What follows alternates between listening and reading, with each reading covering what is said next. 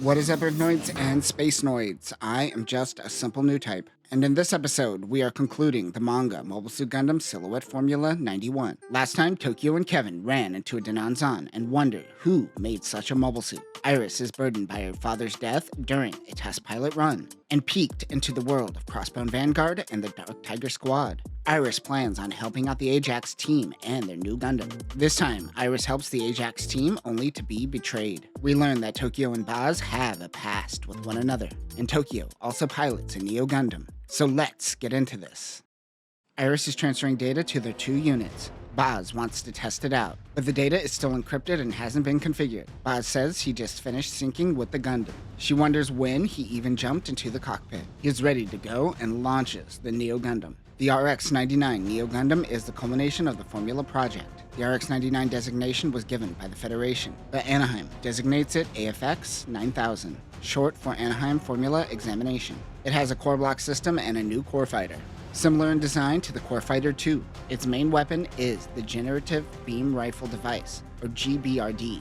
This technology evolved from the Burstliner and Mega Rider. It is a VSBR with illegally obtained data, but this VSBR has rocket thrusters allowing it to attach to the core fighter and add additional boosters. Other weapons include Vulcan guns, 2 beam sabers, and a beam shield.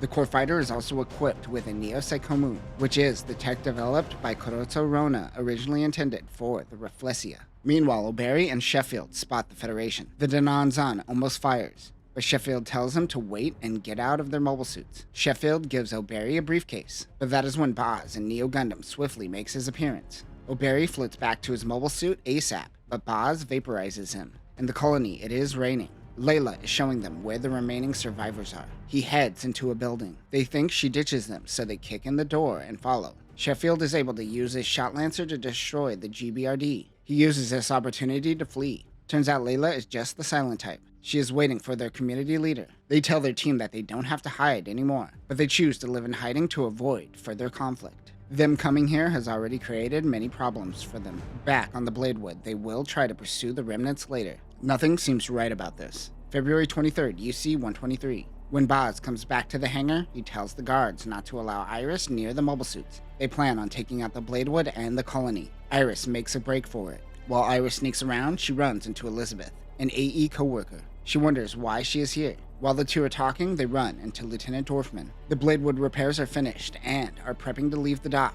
Elsner is out of it. She is worried about Iris, as she hasn't contacted them since she went to the Ajax. Tokyo tells Kevin that they have to head back to the ship. Layla is coming with him. February 20th, 3 days before all of this, Anaheim Electronics is using Baz and the Ajax to handle their so-called cleanup mission. They think it is a shame that so many good people on the Bladewood have to die. They have to plan better next time. Their sacrifice won't be in vain. Back in the present, Tokyo and Kevin spot mobile suits. It is Federation Jagans, so they are probably there to help them. But something doesn't seem right. The Feddies order them to head back to their ship, the Ajax. They are here on their own mission, and they keep tight-lipped. Kevin heads back to the Bladewood while Tokyo heads to the Ajax. A soldier throws Iris into the airlock. They are going to throw her out into space. He heads to the Ajax knowing Baz isn't friendly. The community head shows Carl a ballroom that hasn't been used since the last war 24 years ago. He mentions that their Feddy mobile suits that came to help don't seem to be helping.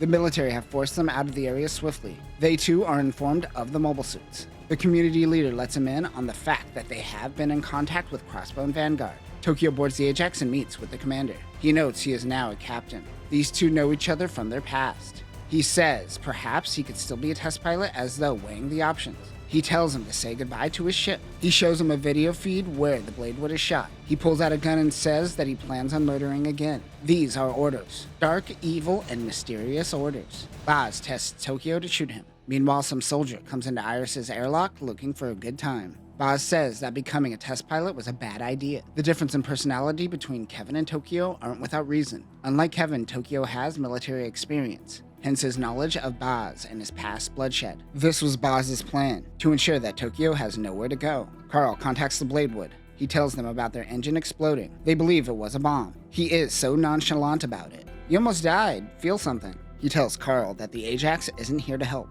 Suddenly, another explosion goes off. It creates a hole in the colony. They have an hour before all the air will be sucked out. Elsner tells the captain that the other engine still works fine. Baz pushes a button on his panel. He says that he has to clean the trash from 30 years ago, and that cleansing the world is pretty tough. Baz believes that a peaceful world tends to lead to less improvement and makes people move backwards. He doesn't specify what he is referring to exactly, but I assume it's about the bureaucratic nonsense of politics holding things back. He also makes reference to Crossbone Vanguard. Tokyo realizes the rumors are true. Baz also pulls out a gun and the two fire. Tokyo misses, but Baz doesn't. Luckily, Tokyo is closer to the door and is able to escape the room. He tells his men to shoot and kill Ensign Tokyo Randall. The soldiers carrying Iris rubs his face, insinuating he tried something and Iris attacked him. She notices Tokyo and kicks the other soldier, causing a distraction. Tokyo sneaks behind the two and ties them up. He tells Iris about the Ajax. Tokyo's gunshot wound causes Iris to get queasy and pass out. She can't handle the blood. Captain Horst says to fire the megaparticle cannons. They wonder why civilians have weapons. The captain says the universe is a dangerous place. They're going back into the colony. Iris and Tokyo find Elizabeth and some other prisoners. They get out of there and head to the mobile suit deck. He gets everyone to escape in pods after arming up, but Tokyo is going to take their Gundam. Iris will join as she helped with the software. This is only her third time being in a mobile suit. That is when Kevin and Layla come in with their gun, very, very hardy. They came to help once they got word from the Bladewood. Baz is informed that the mobile suit was stolen along with Iris escaping. He doesn't want this in his report. Dorfman says that she contacted Sheffield, confirming they are working together. Baz will go out in the other Gundam. While Kevin and Tokyo were talking, Layla hopped out of the Hardy Gun and got into Tokyo's Silhouette Gundam. She hasn't piloted a modern-day mobile suit as the Geardoga is decades old. That is when she sees Baz. She says it is him and punches the command station. They try to stop her from going mad. Iris realizes that the person who massacred her people was Baz, as Carl is helping colonists get to safety. The Bladewood blasts another hole in the colony to enter. The community leader tells him that Sheffield and his men of Crossbone Vanguard were used to justify the Federation moving in on this colony. Baz launches in Neo Gundam Unit 2. Layla rushes in and fights aggressively. Tokyo realizes how great she is at piloting Silhouette for the first time. She's being reckless, however. That is when Sheffield comes in looking for Baz and his new Vigna Zira. The ZM-07G Vigna Zira is built off of the data from Anaheim Electronics' Formula project. This is also built off of the Doggy Iris. This unit was made at the same time as the Vignagina.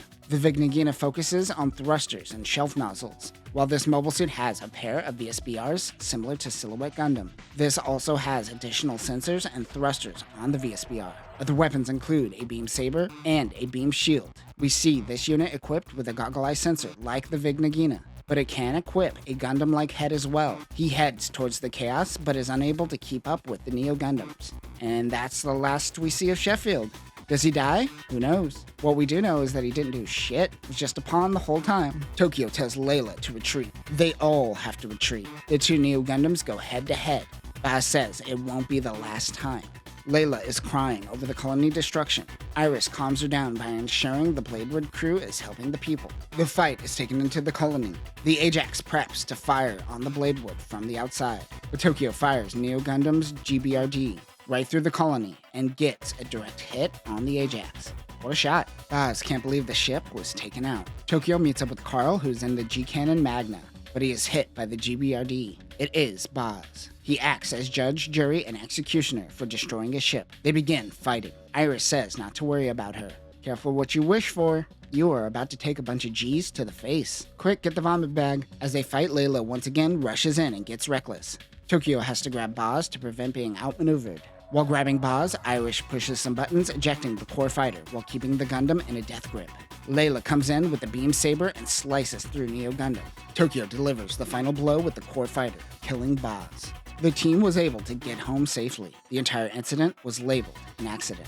The Anaheim Electronics people working with Crossbone Vanguard washed their hands of the entire incident. Once they got back, the attack on Frontier 4 and the events of F-91 have begun. They did no intervening. After all was done, both Iris and Tokyo quit the mobile suit development team. Iris, Tokyo, Kevin, and Layla all join up as citizens. Iris tells the team that she just so happens to have held on to a data disk. And that will conclude Mobile Suit Gundam Silhouette Formula 91 and UC-123. If I had to take a crack at what is on that data disk, It is a potential future at what Anaheim Electronics could have been. After this, all we see from Anaheim Electronics is the Javelin and the Freedom from G-Savior. This disc represents where Anaheim Electronics could have gone if people like Iris were at the helm. Too bad she quit and became a civilian. We are filling out the mystery behind the Formula project. But one place we haven't touched yet is F90 Cluster. That is where we are going next as we learn more about Unit 2 of F90 and more about Mars Xeon. But that will do it for now, new types. Remember, Butte Concern is the new Shar Aznable, just leaking data left and right. Peace.